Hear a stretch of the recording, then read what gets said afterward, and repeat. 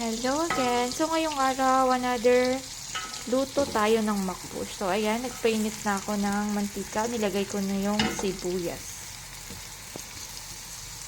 Hintayin lang natin maluto. Lagay tayo ng garlic ginger paste.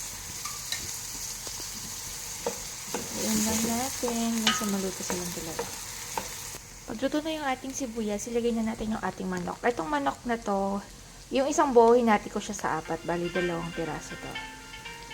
Ilagay na natin siya. Ayan, so pag okay na siya, medyo naprito na yung manok, lagyan na natin ng dried lemon. And then, madras at saka curry powder. Saka natin ilagay yung tomato paste. Bali 3 piraso po yung ilalagay ko kasi 2 manok siya.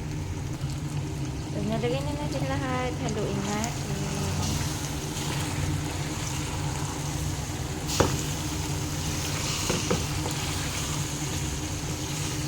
So, lutuin lang natin ng konti yung tomato paste. Lagyan na rin natin ng match.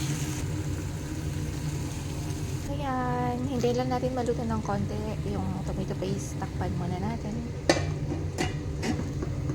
Ayan naman. Lagyan na natin siya ng tubig.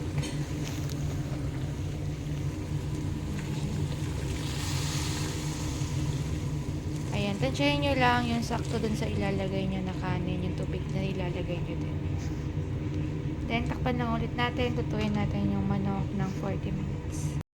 Lagyan natin ng sili and lagyan na natin ng asin. Ayan. Yung asin, tantahin nyo lang yung sakto lang. Yung basta panlasa nyo. Ayan, so takpan na ulit natin.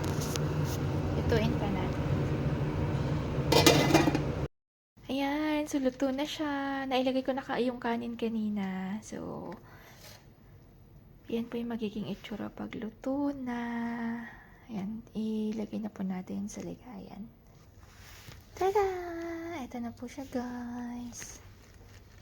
Ayan na yung manok. Thank you for watching.